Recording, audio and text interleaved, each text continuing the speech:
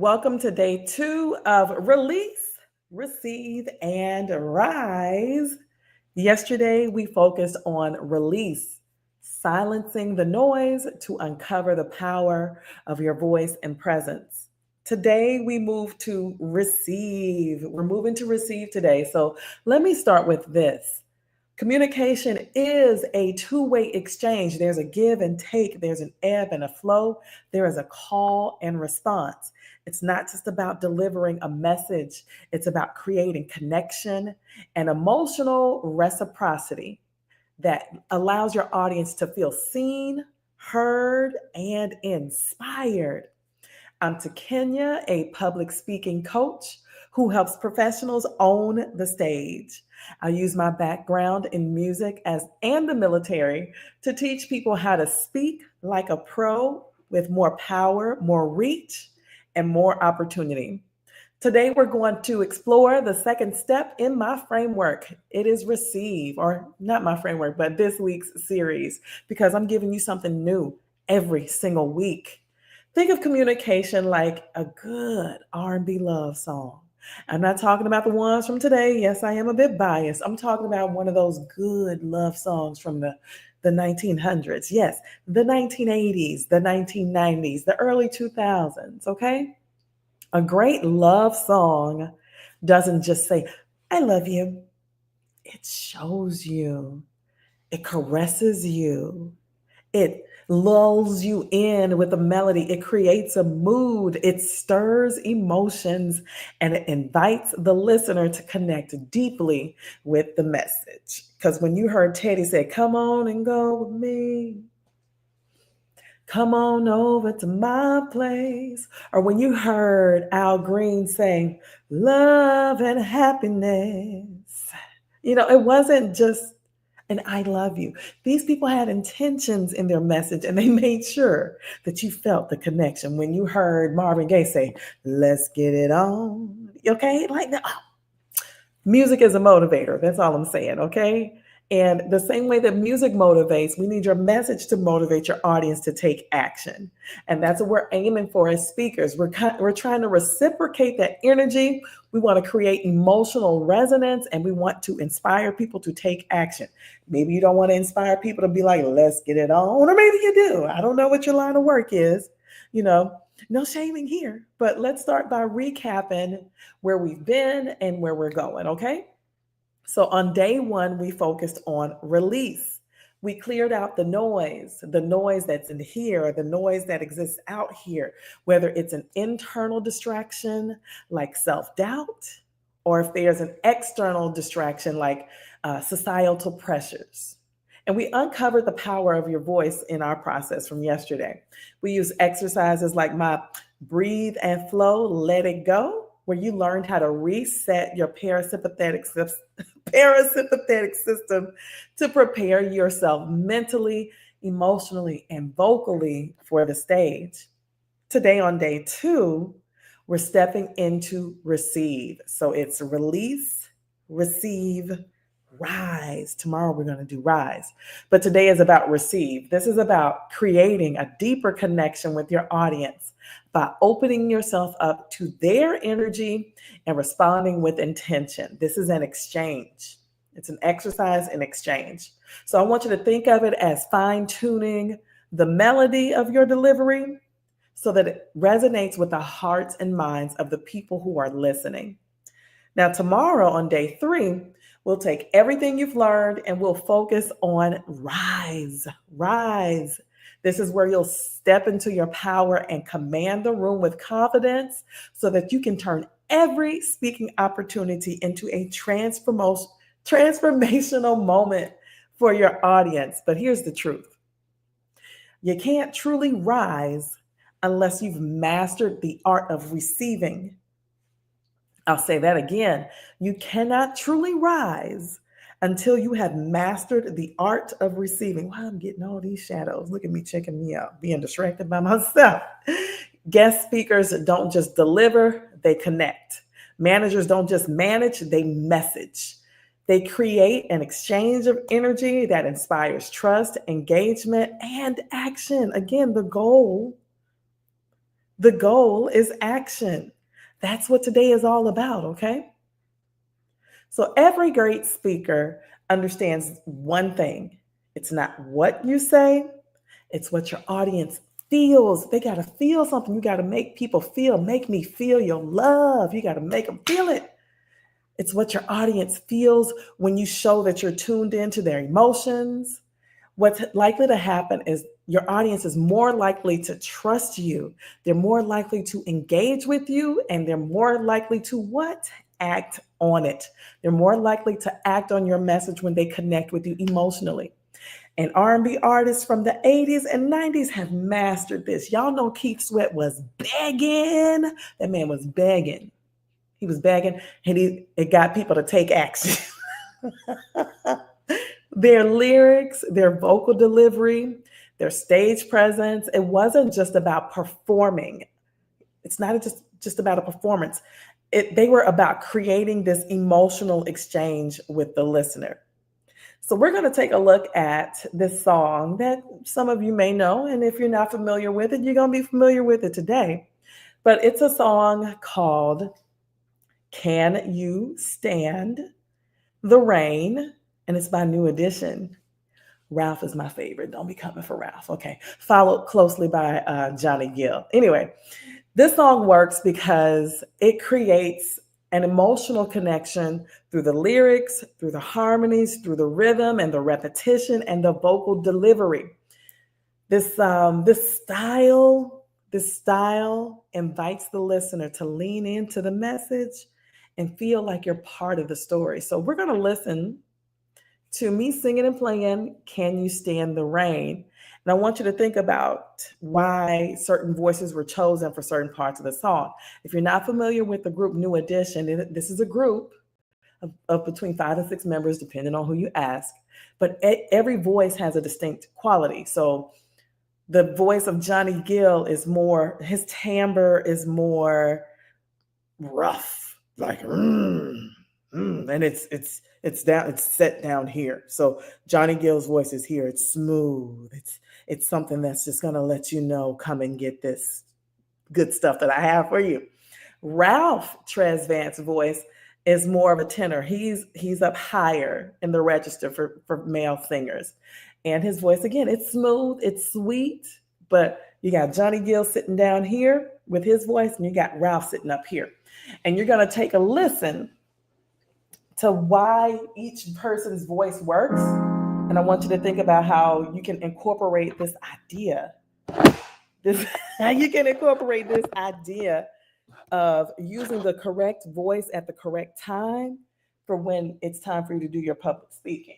There's a correlation here, so just stick with me, okay? You got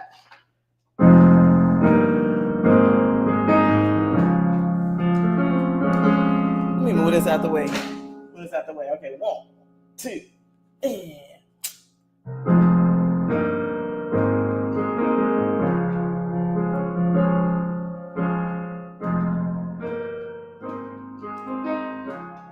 all right, let me see what I got here. Here comes Johnny. He's all on the perfect day. I know that I can count on you. When that's not possible, tell me, can you weather the storm? Oh. And here comes Ralph. Here comes Ralph with his smooth part. He's all, 'cause I need somebody. Ooh, he said, 'cause I need somebody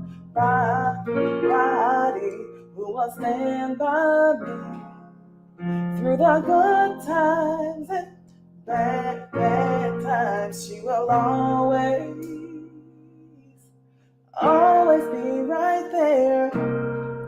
So you got this contrast here. You got Johnny with this on the perfect day. I'm trying to sound like Johnny. Know that I can count on you. When that's not possible, tell me, can you weather the storm? Oh. Here comes Ralph. 'Cause I need somebody who will stand by me Through the good times and bad times, she will always be right there. Y'all, they were smooth with it. So, can you stand the rain? I want you to think about how each lead vocalist has to serve their role. You got this rough gruffness from Johnny, and then you got this smooth, like buttery silkness from Ralph. It floats up high in the sky. I want you to think about how you can mirror your voice in tone, in pace, and in pitch to build some level of emotional reciprocity with your audience. Can you stand the rain?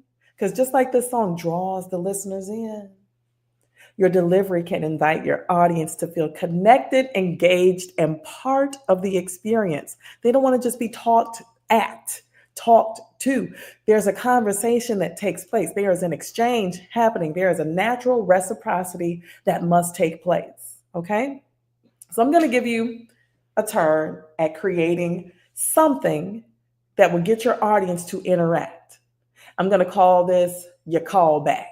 Your callback. This is going to be a short phrase or a word that you'll repeat throughout your speech so you can drive home your message.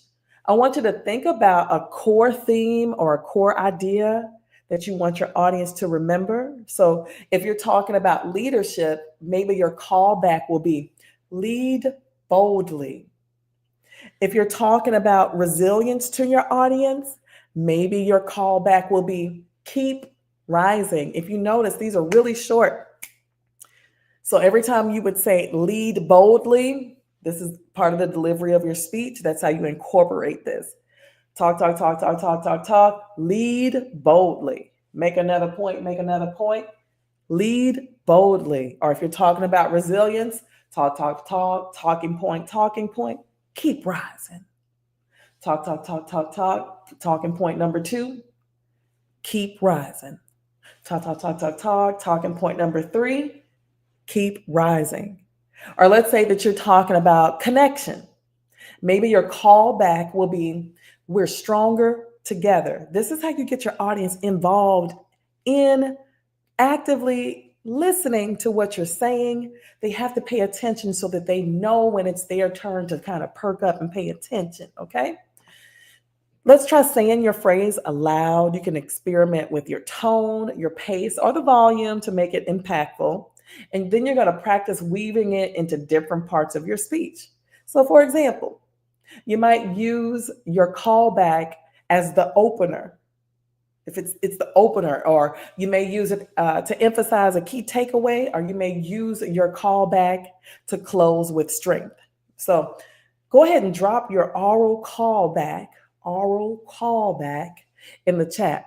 What's the phrase or the word that you will use to anchor your message so that people know what you're talking about? They won't leave and be like, I mean, like she was nice.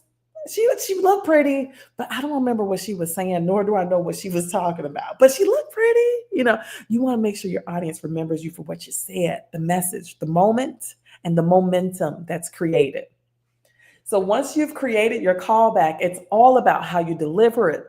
It can be your tone, and I'm talking specifically about the word timbre. It's a French word, Timbre, timbre. Timbre and tone, pretty much the same thing. Think about the raspiness and huskiness of Johnny Gill's voice in Can You Stand the Rain, contrasted by the smoothness and silkiness and the butteriness and the highness in Ralph Tresvant's voice in Can You Stand the Rain. It's your tone, your pace, and your vocal dynamics that will help determine whether your callback lands powerfully or if your callback just fades to black or fades to black. We don't want it to fade into the background. You're not a background character. We want to make sure you're giving main character energy at all times. Think of your voice as an instrument the same way I definitely think of my voice as an instrument. I was at a gig earlier using my voice as an instrument. But you're going to use it to build anticipation. You're going to use your voice to create impact, and you're going to use your voice to stir emotions, minus you having to sing a song or two, because that's the other part of what I do. We're going to take a look at one more song, and that song is Anytime by Brian McKnight. Now, some people are saying, oh, Brian McKnight is canceled. I'm doing my job over here. We're talking about why the song Anytime works. Let me see. This song, Anytime,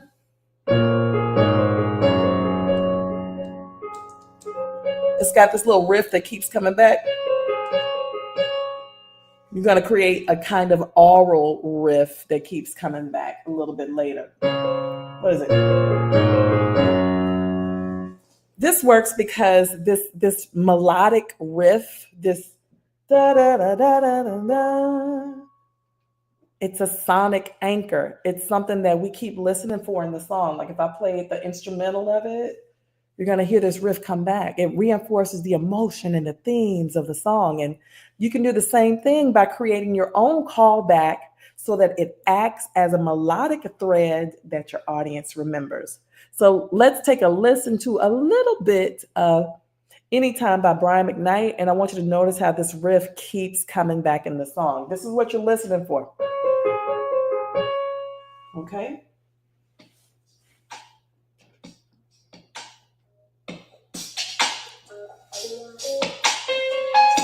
That wasn't it. Here it comes, right here.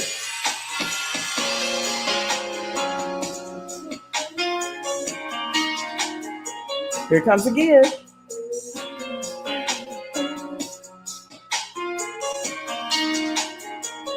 Then he'd be like, I can't remember why we fell apart. That riff is still in there. From something that was so meant to be. Yeah. Forever was the promise in our hearts. Now more and more I wonder where you are. Here it comes. Do I ever cross your mind? Anytime. It's there. Can you hear?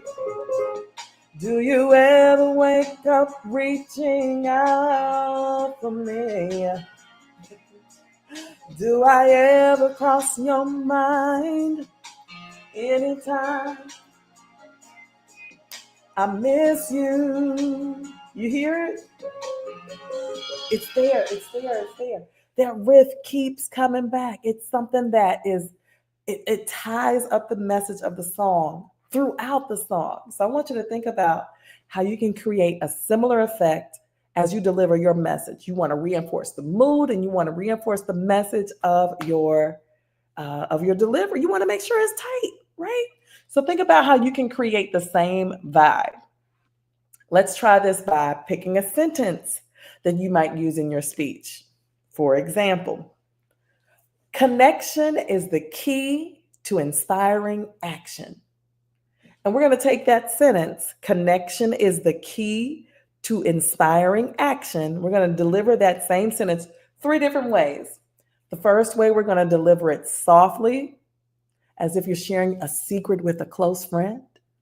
The second way, we're going to say connection is the key to inspiring action, is we're going to say it powerfully, as though we're rallying the crowd to come on our side.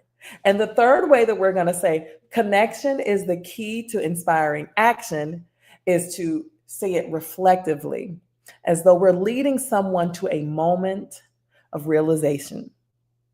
Now, as I demonstrate this sentence 3 different ways, I want you to think about which version has the most impact, which version is delivered with the most effectiveness, and then tell me why, okay? So here's my sentence. Connection is the key to inspiring action. And this time I'm going to say it softly, as though I'm sharing a secret with a close friend, okay? All right, here we go. Connection is the key to inspiring action. Now I'm going to say it powerfully, as though I'm rallying a crowd. Connection is the key to inspiring action. And thirdly, I'm going to say the same sentence, but I'm going to say it as if I'm leading somebody to a moment of realization. Connection is the key to inspiring action. Now, which version was the most impactful in your opinion? Was it the first one that was super soft, like I'm talking and sharing a secret with a close friend? Was it the second one that was delivered powerfully as though I'm rallying a crowd? Or was it the third one that I delivered as if I'm leading someone to a moment of realization? Why did you choose that version? Why? Let me know. Drop down in the comments and let me know what the most impactful version was to you in the chat. And let me know why that delivery style resonated the most with you. Okay. So let's just take a moment to reflect on today's session. Think about how creating an oral callback can reinforce your message and how vocal dynamics, the loudness and softness of your delivery, the variation in how loud or how soft something is, how your vocal dynamics can amplify its impact. Drop one word below in the chat that describes how you're feeling about what you've learned today. I'm so passionate about helping professionals like you amplify your voice and command any room you walk into. Here are a few ways that we can work together. There's the Speak Like a Pro membership. This is full of monthly live sessions and resources to help you continuously improve your public speaking. There's the 30-day speaker sprint, which is a focused intensive program designed to take you from fear to freedom in your speaking skills. And then there's my one-on-one executive coaching, which is personalized guidance to help you master power, reach, and opportunity for high stakes speaking engagements. Now, tomorrow we're going to dive into Rise, which is how to step into your power and command the room with confidence. But if you're ready to explore these options now, don't hesitate to reach out. I'm here when you need me, okay? I want to leave you with this affirmation. I am powerful. My voice has reach. Every opportunity is mine to command. Say this out loud and carry it with you today and beyond. It's the foundation for speaking like a pro.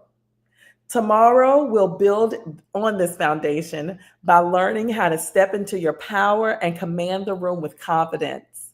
Until then, breathe deeply, speak boldly, and remember your voice matters. See y'all tomorrow.